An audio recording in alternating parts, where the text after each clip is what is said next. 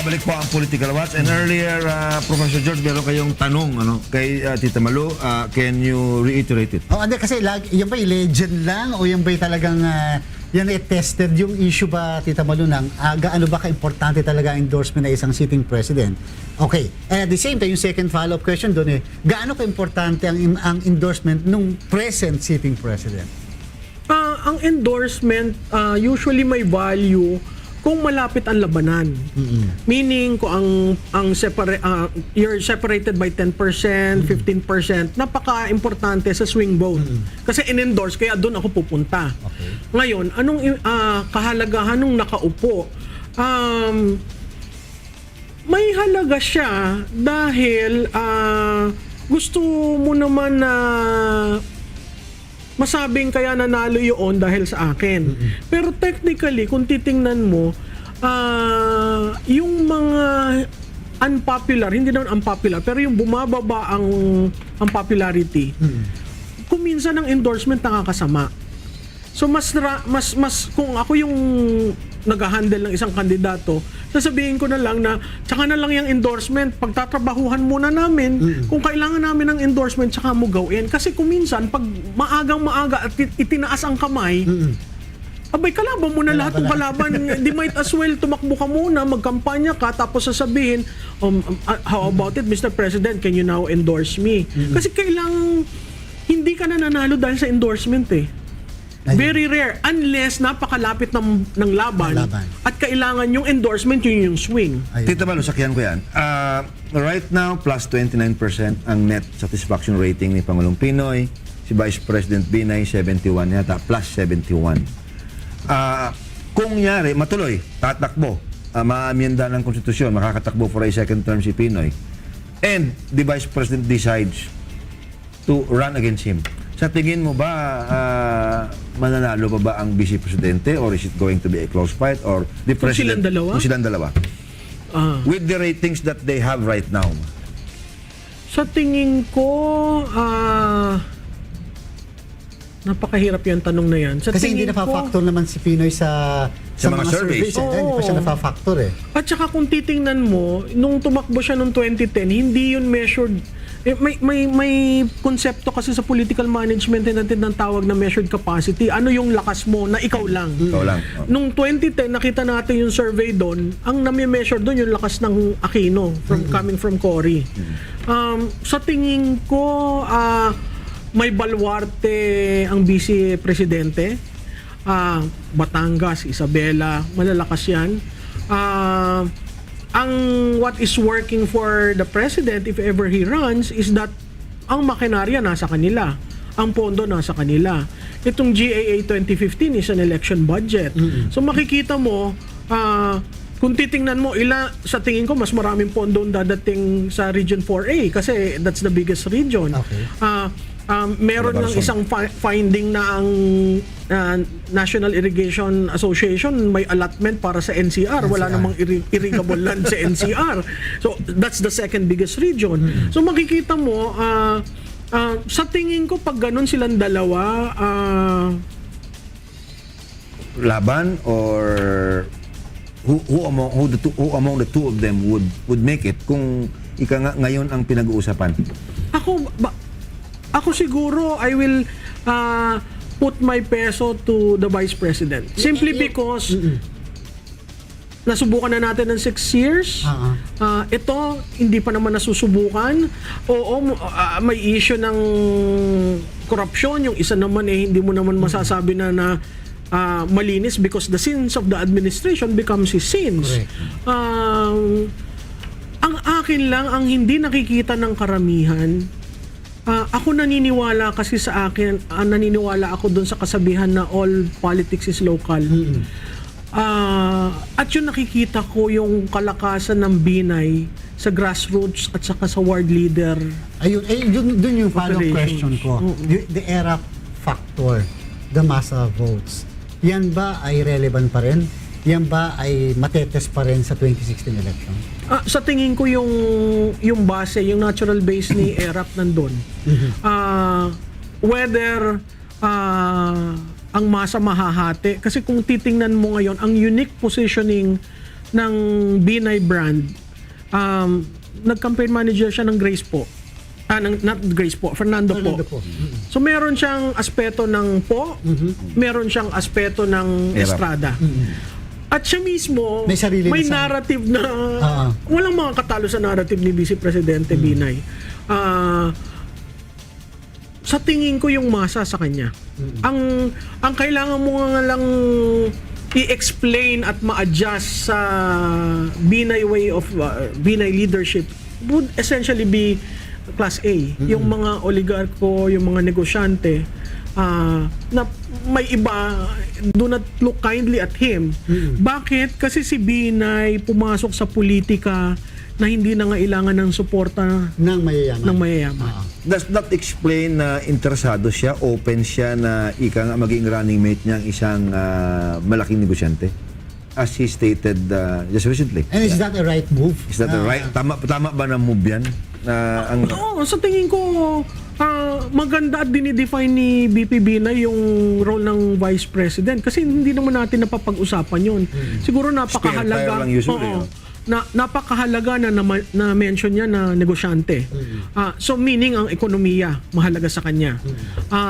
Napakahalaga na siguro bata 'yon dahil yung age factor is not going in favor of the Vice President. So yung mga ganon, I'm surprised that he is taking time and mentioning the qualities and the traits ng Vice President. Oo. So binibigyan niya ng value yung Vice President. So kung ikaw masali dun sa listahan, I mean, he's seeing something that could help his Sa bandang huli, administration. economy pa rin ang kanyang Ekonomiya pa rin. pupursuit, oo. And to a certain degree, George, parang yun na yung ito yung continuity ko. You want growth? Nakuha natin yung growth, wala inclusive growth. So ang debate ngayon, ano kung klaseng inclusive growth ang Ang gusto mo? mong gawin. Ayun. assuming that the Vice President gets the endorsement of the President, do you think ERAP and company would still support the Vice President? Or maghihiwalay sila? Malabo na kasi yung opposition sa ating bansa. Hindi mo maintindihan kung Sino sino talaga di yung ba? opposition? Supposedly opposition sila pero noong 2013 hindi naman sila Hindi naman. opposition. Ngayon yung una parang nagbe-behave na parang opposition, pero Only in name. oo hindi mo nakikita ng Na nag-oppose nagkontras talaga. una. Dangerous ba yun? Dangerous yun na walang kasi opposition? kung ako ang botante, hindi ko na alam kung sino, anong difference nyo. Wala kayong pagkakaiba, pareho lang kayo. To a certain degree, ang Pilipinong botante naghahanap, split ticket yan eh. Naghahanap siya parati ng balanse. Hindi siya naghahalal ng parehong tao sa isang partido. So kung may lalabas Tita Malu ngayon, kinakailangan yung lalabas ay siya yung ipoportray niya sa sarili na isang tunay na oposisyon. Muna yan, Does that give credence to what Mayor Erap recently said na kung i-adapt siya ng administrasyon, kailangan may papatakbuhin talaga ang oposisyon. Kasi di daw maganda. It's not good for democracy. Na ika nga magsama-sama na lahat. oo.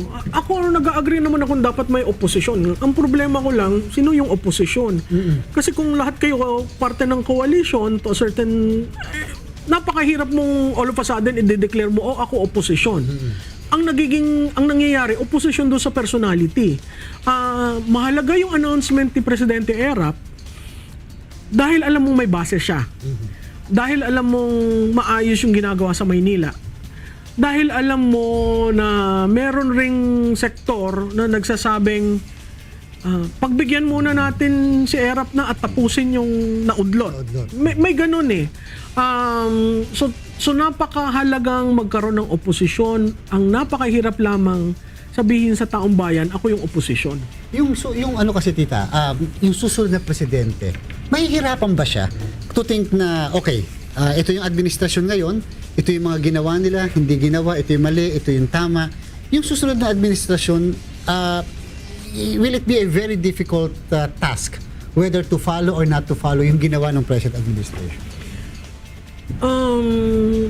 Magandang sundin yun sa economic gains. Okay. Ang mahirap lamang yung pagiging creative nila sa pag-handle ng budget. Sa tingin ko yun ang naging issue. yung management style, issue rin yun.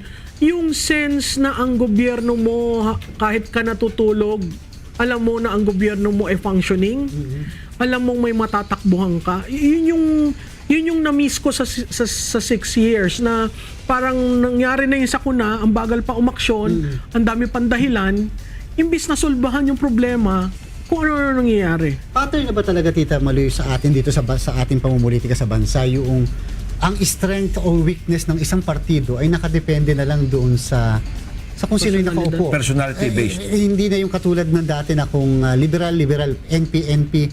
Sa Amerika, kung meron silang Democrats, meron Republican. Yun na ba talaga ang accepted na ika nga normal sa politika ng Pilipinas? Kasi George, ginawa nila multi-party eh. Kung two-party, ako Multi-party. bilib ako sa two-party kasi yung Multi-party in a presidential form of government. hindi parliamentary, Hindi di ba? pwede. Kung two-party ka, alam mo kung sino yung nanalo, yung natalo, opposition yun. Automatic. At they put together opposition policies, opposition suggestions, opposition's programs and plans. Doon sa nakaupo. Ngayon, wala kang naririnig na ganun eh. CCT. I mean, pataas yung pondo sa CCT, and yet nobody has come up with a real good study coming from the opposition saying, alam mo, kung ginamit natin yung 60 billion, ito ang mangyayari. Walang ganun eh. Walang alternative. Wala. So kahit ka mag-kontrasona, parang one day ka lang naging opposition, then after nun, balik ka na naman sa... Yun ang nakakalungkot. Binay versus ERAP. Who will win? Mahirap yan, i-call. Kasi pareho ang base, parehong malapit sa tao, At parehas may edad. parehong may edad. Siguro kung sinong vice presidente nila. Kasi crucial sa kanila yung yung... vice presidente, talagang nakakapag-deliver din ba yun ng boto? O talagang nakadepende lang, Tita Malu, sa tandem per se or sa president per se? Well, usually kasi ang kinukuha na natin, di ba, dati may geographic, so meron kang kinukuhang baluarte. To a certain degree, meron ring hatak sa boto. Third, complementing kayo, siguro abogado, economist, magandang kombinasyon. North-South? Oo, yung mga ganun. Babae, lalaki? Oo. Ang lumalabas dito, napakahalaga. Kung ang titingnan mo may edad yung presidential candidate, ang usually kinukuha mo, bata. Hindi pa dito sa atin yung gender vote, hindi pa ganong katindi yung labanan na ang babae boboto dito. Wala naman kasi nagkakampay na ganon.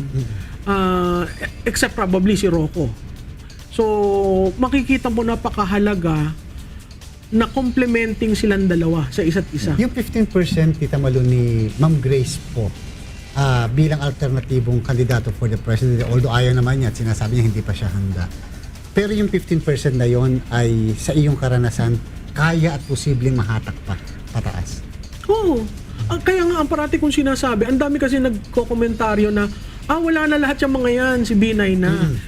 It gives a false sense of confidence to the vice president, which is they should probably be aware of that. Na meron nga isa nagsabi, runaway Victor si Kwan. How can you be run away at 40? So meron kang 60% na hindi nakukuha. Diba? So that means you're not even 50%. So kung gagamitin mo yung math mo, iba ang behavior ng isang kandidato pre-campaign at iba ang behavior ng isang kandidato campaign. Tingnan natin si Villar. Di ba pre-campaign, nag-tie sila. Pagdating ngayon ng kumampaign, nag-alagwa. Napagod siguro sa pag-alokohan nga, napagod sa paghabol kay Presidente Aquino. Pero, napakahalaga na wag mong isara yung konsepto na posible pa dahil hindi pa kampanya. At marami pang mangyayari between now and kailan ba magpa-file? October next year. 2015? Napakalaki pang... Si Secretary Marojas, naging effective at number 1 siya noon, yung Mr. Palengke campaign niya, na talagang kasama kayo doon sa grupo din yon. Napaka-effective noon. Talagang na-catch yung attention at saka imagination ng sambayan ng Pilipino. Ngayon, Tita, sa pag-iikot ni Vice President Binay, mukhang siya yung nasa bawat palengke ngayon. Ano yung kakaiba na binago nila sa palagay mo na parang medyo mas mas ano ba ito? Mas magandang kampanya ba ito at mas nakakakuha ba ito ng atensyon ng mga mamamayan? Yung kanyang ginagawa ngayon? Alam mo, yung ginagawa kasi ni Vice President, any Vice President will have 6 years of preparation. Hindi mo mabasa ngayon kung anong ginagawa. Pumupunta sa malalayong lugar, pumupunta sa palengke. So kung babasahin mo, ano ba yung strategiya niya, hindi mo mababasa. Pero ang very sure is, hindi siya yung typical candidate na gusto ko lang doon sa vote rich. May mga ganun eh. Hindi na ako pupunta dyan, vote rich na lang ako, ads na lang ako. Hindi siya ganun. Dahil nanggaling siya sa Sa lokal. LGU eh, Oo. Na yung value yon napakahalaga kasi binavalue mo ang ground. Hindi ka masyado sa air. Ang naging problema ni Secretary Rojas, sa tingin ko yung ako, parati kong sinasabi, sa tingin ko kailangan ni Secretary Rojas na 3 months na wala muna sa national scene. Kasi every step na ginagawa mo, binabalik sa iyo eh. At nagiging negative. So kailangan mo munang pag-aralan, paano ko ba ito gagawin bago ako i-present ko ang sarili ko, ano ba talaga ang plano ko. Tita Maluha, para makapagpahinga ka muna at makahinga-hinga, may mga comments po tayo. Ang sabi, the President means well. I hope that the people will see that.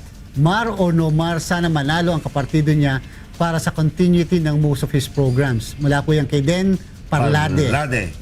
Ito naman, DAP, Yolanda at kawalan ng kuryente, maalaala si Pangulong Aquino. Sorry to say, kaya walang value ang endorsement niya. Kiss of death, tulad ng palagi niyang sinisisi na si GMA. From J.D. Guzman po of Laguna. Ayun. Ang botante, Tita Malu, ngayon, sa pag-aaral mo ng voters pattern at saka voting pattern ng mga Pilipino, ano ngayon ang pinaka-tinitinan ba nila? Yung persona ng tao, yung background ng tao, yung accomplishment niya, yung present position ba niya, yung nag-endorse talaga sa kanya, o yung kanyang kapartido? Ano ang pinaka-biggest factor na nakita mo so far for the 2010 election at saka yung 2013 senatorial election? Sa tingin ko, kung titingnan mo sa social media, ang usapan doon,